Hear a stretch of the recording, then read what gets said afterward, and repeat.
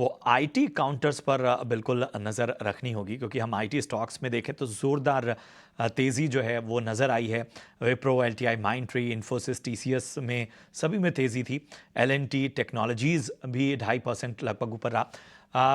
Anshul, IT stocks में क्या पसंद आ रहा है आपको?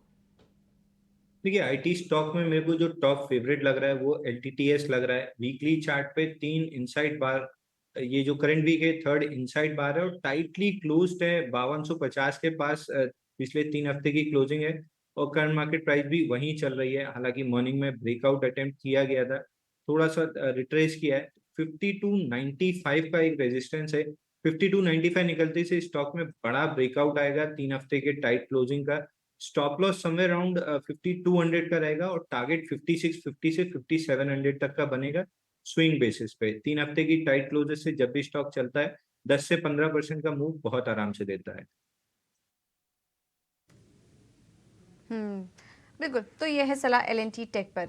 इस बीच हम देख रहे हैं कि रियल्टी स्टॉक्स आज सुबह से ही तेज थे। कुछ रिपोर्ट्स भी आई थी पॉजिटिव। यहाँ पर जेफरीज की टारगेट अपग्रेड हुए थे।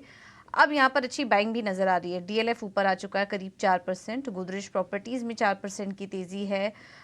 इसके अलावा शोभा प्रेस्टीज जैसे स्टॉक्स में भी अच्छी तेजी इस बीच देखने को मिल रही है। अभी थोड़ी देर पहले ये बाइंग नजर आ रही है। अंशुल, क्या व्यू बन रहा है आपका रियल एस्टेट स्टॉक्स पर? कहीं पर कोई ट्रेड के मौके देख रहे हैं आप? देखिए, रियल एस्टेट में मेरा favourite India bull real estate रहा है, क्योंकि शोभा डेवलपर ऑलरेडी 30% के आसपास लास्ट वीक चल चुका है और अब second week of follow through move India bull real estate में लग रहा है। लास्ट टाइम भी मैंने India bull real estate recommend किया था जब ये 93 का ब्रेकआउट दे रहा था। 102 रुपए का हाई बनाया और अब वापस से करंट वीक में कल इनसाइड बाहर रही है, तो मैं एक्सपेक्ट कर रहा हूँ कि 101.50 रुपए निकल जाता है ये 101.5। तो इसमें फ्रेश ब्रेकआउट आएगा। टारगेट 115 रुपए के आसपास का रहेगा। स्टॉप लॉस जो लगाना होगा वो मॉडिफाई करके अब 97 के नीचे बनेगा। तो ये रियल एस्टेट काउंटर्स पे आपके लिए राय। पर सुमित, एक बार जितने भी कैपिटल गुड स्पेस से कंपनीज़ हैं, इंफ्रा रिलेटेड प्लेस भी हैं, उन पे एक बार नज़रिया दीजिए। एबीबी और सीमेंस इंडिया, खास तौर से ये दो काउंटर्स जो कि आज ज़बरदस्त तेज़ी दिखा रहे हैं और मैं चार्ट्स पे भी देख रही थी अपने ऑल टाइम हाई पे ट्रेड कर रहे हैं दोनों काउंटर्स। क्या लगता है आपको, क्या यहाँ से और भी तेज़ी आ सकती है इनमें? क्योंकि इन्हीं का एक पेयर एल&टी, ये तो कई दिनों से खबरों के दम पे यहाँ पे एक अच्छा एक्शन हम देख रहे हैं, बट क्या अब इन दोनों की बारी है? जी बिल्कुल, दोनों ही स्टॉक सुबह से रेडार पे हैं। अगर चार्ट वाइज बात करें तो सीमेंस मुझे ज़्यादा बेहतर लग रहा है, क्योंकि सीमेंस ने एक ब्रेकआउट अपना दिया था 18 दिसंबर को, लेकिन उसके बाद स्टॉक कंसोलिडेशन में था, तो इसने अपना एक जो रेजिस्टेंस था 3940 का, उसको रिटेस्ट करके आज एक फ्रेश ब्रेकआउट दे रहा है और सुबह से देखिए एक टाइप ऑफ माराबाजू कैंडल बन रही है। तो हमें लग रहा है कि बिल्कुल इसको आप अपॉर्चुनिटी कीजिए एज अ फ्रेश एंट्री। यहाँ पे सेम 3940 का जो लेवल था वही मेरे लिए स्टॉप लॉस का काम करेगा। तो यहाँ पे मुझे लग रहा है कि अपसाइड में 4500 एंड 4800, ये दो टारगेट्स के लिए आप अप्रोच कर सकते हैं। सेम वे एबीबी में देखिए, डेली में अगर हम चेक करेंगे तो फ्लैग एंड पोल का एक फॉर्मेशन है जिसका मैं ब्रेकआउट का वेट कर रहा हूँ। तो ब्रेकआउट के लिए अगर ये क्लोजिंग 4950 के ऊपर आ रही है तो बिल्कुल एक फ्रेश एंट्री यहाँ पे बनेगी। स्टॉप लॉस मेंटेन कीजिए 4730 का for the target of 5400। Sumit, सबसे पहले आप बाजार पर व्यू दीजिए।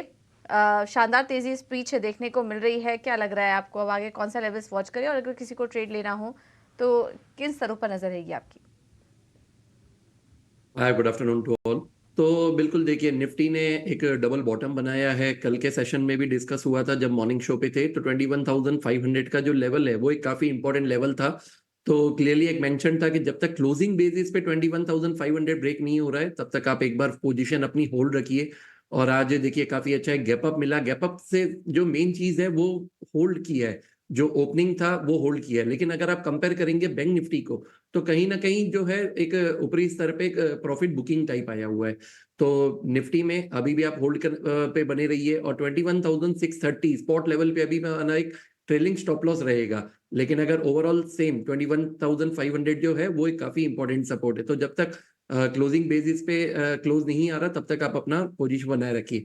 बैंक निफ्टी की बात करें तो ट्रेलिंग स्टॉप लॉस की तरफ 47,500, हमें लग रहा है कि ये माइट भी अभी जो सुबह का लो बना था 47,760 का, तो ये ब्रेक हो रहा है तो शायद और भी यहाँ पे प्रॉफिट बुकिंग हो सकती है। तो यहाँ पे थोड़ा ज्यादा कॉशियस रहिए कंपेयरिंग टू निफ्टी।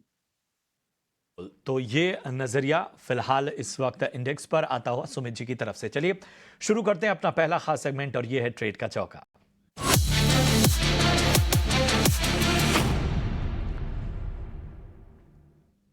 अंशुल जी, सबसे पहले आपके पास आते हैं, बताइए आज आपकी नजर कहाँ है? नमस्कार प्रशांत जी, नमस्कार बाकी सभी दर्शकों को भी। प्रशांत जी, मैं निफ्टी के साथ शुरू करना चाहूंगा। कल सुमित जी भी क्लोजिंग शो में मेरे साथ थे और उस समय मैं काफी एडमेंट था कि मैं यहाँ से शॉर्ट नहीं लेके जाऊंगा, क्योंकि राइजिंग 20 पे था बैंक निफ्टी और काफी बार बात हो रही थी कि बैंक निफ्टी के लेवल्स टूट रहे हैं। लेकिन मैं तब भी बहुत क्लियरली और स्पेसिफिकली कह रहा था कि राइजिंग 20 डे मूविंग एवरेज है और राइजिंग 20 डे मूविंग एवरेज पे कभी भी किसी भी चीज को, चाहे वो इंडेक्स हो या स्टॉक, उसको शॉर्ट नहीं किया जाता है। और आज वही हुआ, गैप अप ओपनिंग के सारे कल जो लेट शॉर्ट्स थे उनको ट्रैप कर लिया गया।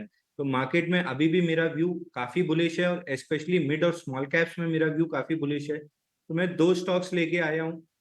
पहला टेक्समो पाइप है। टेक्समो पाइप अगर वीकली चार्ट पे देखें तो 14 अगस्त को जो हाई लो बना था तब से लेके आज तक हम उसी कैंडल के अंदर इनसाइड बार बना रहे हैं वीकली चार्ट पे। और करंट वीक की जो बार है वो अब ऐसा लग रहा है कि ब्रेकआउट देने के लिए तैयार है। तो 82 रुपीज पे स्टॉक को बाई करना चाहिए। 76 रुपीज का स्टॉप लॉस रहेगा और 1.5 से 2 हफ्ते में स्टॉक बहुत आराम से 95 से 105 रुपए तक के टारगेट दिखा सकता है। दूसरा स्टॉक जो मेरी वॉच लिस्ट में है वो है वर्धमान एक्रेलिक। आपको याद होगा लास्ट टाइम भी जब मैं आपके शो पे आया था तब मैंने कहा था कि टेक्सटाइल सेक्टर में बहुत तेजी है और सतलज टेक्सटाइल भी मैंने रिकमेंड किया था। इसके बाद अब अगला स्टॉक जो सिमिलर सेक्टर से आ रहा है वो वर्धमान एक्रेलिक आ रहा है। 4 हफ्ते से टाइट क्लोजिंग है, 2 हफ्ते की इनसाइड बार है और करंट वीक में ब्रेकआउट है। सुबह हमने अपने क्लाइंट्स को 60 रुपए में रिकमेंड भी किया था, 62 रुपीज में रिकमेंड भी किया था। 66 रुपीज पे बाई रहेगा, 62 रुपीज का क्लोजिंग स्टॉप लॉस रहेगा और 1 से 1.5 हफ्ते में 75 रुपीज के टारगेट आपको दिखा देगा। 75 पेसिमिस्टिक टारगेट है। पूरा सेक्टर काफी तेज है तो लगभग 90 रुपए तक जा सकता है, लेकिन उसके लिए 1 से 1.5 महीने का समय देना होगा। ऑलराइट, ये तो दो ब्रॉडर मार्केट स्पेस से पिक्स आती हुई अंचल की तरफ से। पर सुमित, हम आपसे समझना चाहेंगे, बताइए कहाँ पे है आपकी नज़र? देखिए, दो स्टॉक्स है और दोनों में कॉमन चीज एक ही है कि रिसेंटली आफ्टर अ फॉल दोनों का एक कंसोलिडेशन ब्रेकआउट आया हुआ है। दोनों स्टॉक्स ने अपने 200 मूविंग एवरेज को क्रॉस करके सस्टेन करके फ्रेश एक ब्रेकआउट दिया है। तो पहला स्टॉक है बोरोसिल रिन्यूएबल्स। देखिए, एक काफी अच्छा स्ट्रॉन्ग बेस बनाया था 400 के लेवल से। और 450 का जो अपना लेवल था 3 से 4 सेशंस पहले काफी एक अच्छा ब्रेकआउट आया हुआ था और आज उसके कंसोलिडेशन का फॉलोअप मिल रहा है। तो current market price between 495 to 500 आप यहाँ पे एक्यूमुलेट कीजिए। स्टॉप लॉस मेंटेन कीजिए 460 का for the target of 550 and 600। दूसरा स्टॉक है ईज माई ट्रिप का। देखिए, न्यूज में भी है because of the Lakshadweep and Maldives issue. तो इन्होंने और स्टॉक आप देखेंगे तो चार्ट पे भी काफी अच्छा एक जो रेजिस्टेंस था 45 का उसको ब्रेकआउट किया है और सस्टेन भी कर रहा है। तो यहाँ पे भी आप एक्यूमुलेट कीजिए। 43 का एक स्टॉप लॉस मेंटेन कीजिए। टारगेट रहेगा 53 एंड 58.50। बिल्कुल, तो ये है सुमित जी की अहम पिक्स जहां पर आपको नजर रखनी है, अहम लक्ष्य भी उन्होंने सुझाए।